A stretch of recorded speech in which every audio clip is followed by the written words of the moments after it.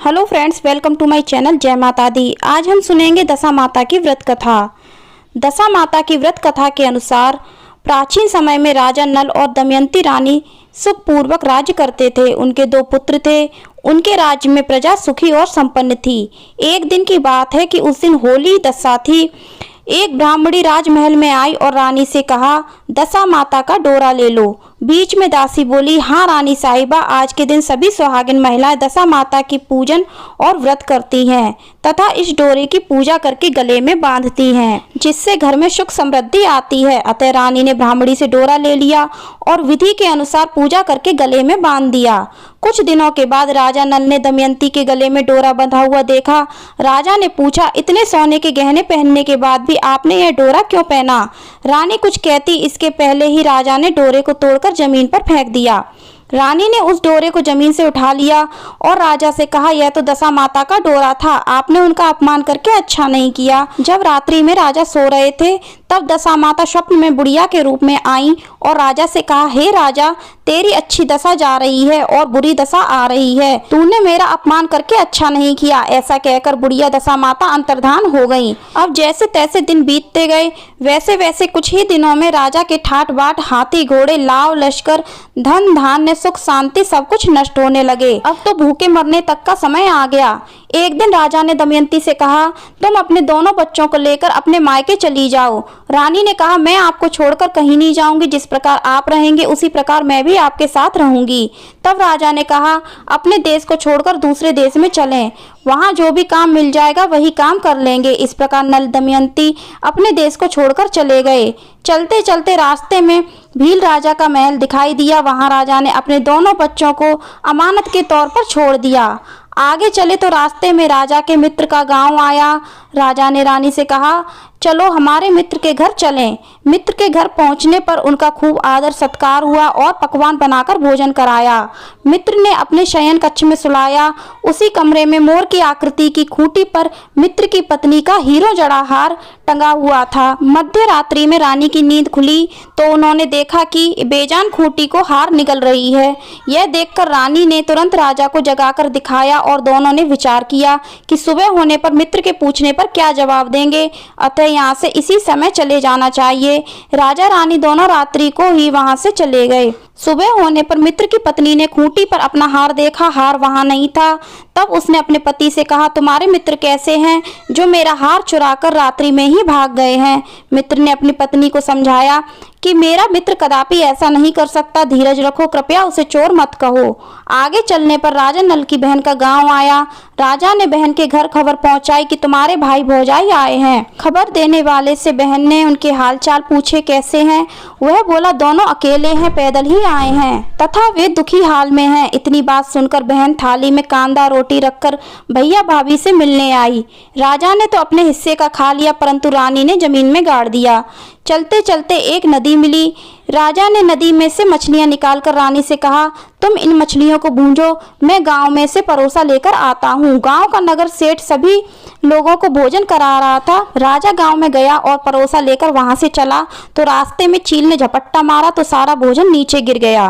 राजा ने सोचा कि रानी विचार करेगी कि राजा तो भोजन करके आ गया और मेरे लिए कुछ भी नहीं लाया। उधर रानी मछलियां भूंजने लगी तो दुर्भाग्य से सभी मछलियां जीवित होकर नदी में चली गईं।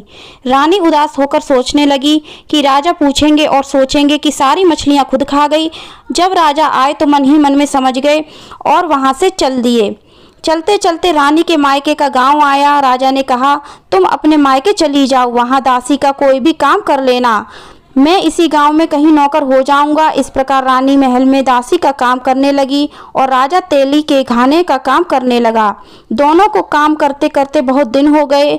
जब होली दशा का दिन आया तब सभी रानियों ने सिर धोकर स्नान किया। दासी ने भी स्नान किया। दासी ने रानियों का सिर गूंथा तो राजमाता ने कहा, मैं भी तेरा सिर गूंथ दूं। ऐसा कहकर राजमाता जब दासी का सिर गूंथ ही रही थी तब उन्होंने दासी के सिर में पद्म देखा। यह देखकर राजमाता की आंखें भर आईं और उनकी आंखों में आंसू की बूंदें गिरी। आंसू जब दासी की पीठ पर गिरे तो दासी ने पूछा, आप क्यों रो रही हैं? राजमाता ने कहा, तेरी जैसी मेरी भी बेटी है जिसके सिर में भी पद्म था, तेरे सिर में भी पद्म है। यह देखकर मुझे उसकी याद आ गई। तब दासी ने कहा, मैं ही आपकी बेटी हूँ। दशा माता के कोप से मेरे बुरे दिन चल रहे हैं, इसलिए यहाँ चली आई। माता ने कहा, बेटी तूने यह बात हमसे क्यों छिपाई? दासी ने कहा, माँ मैं सब कुछ बता देती तो मेरे बुरे दिन नहीं कटते। आज मैं दशा माता का व्रत करूंगी तथा उनसे अपनी गलती की क्षमा याचना करूंगी। अब तो राजमाता ने बेटी से पूछा, हमारे जमाई राजा कहाँ हैं? बेटी बोली, वे इसी गांव में किसी तेली के घर काम कर रहे हैं। अब गांव में उनकी खोज कराई गई और उन्हें महल में लेकर आए। जमाई राजा को स्नान कराया, नए वस्त्र पहनाए और पकवान बनवाकर उन्हें भोजन कराया गया।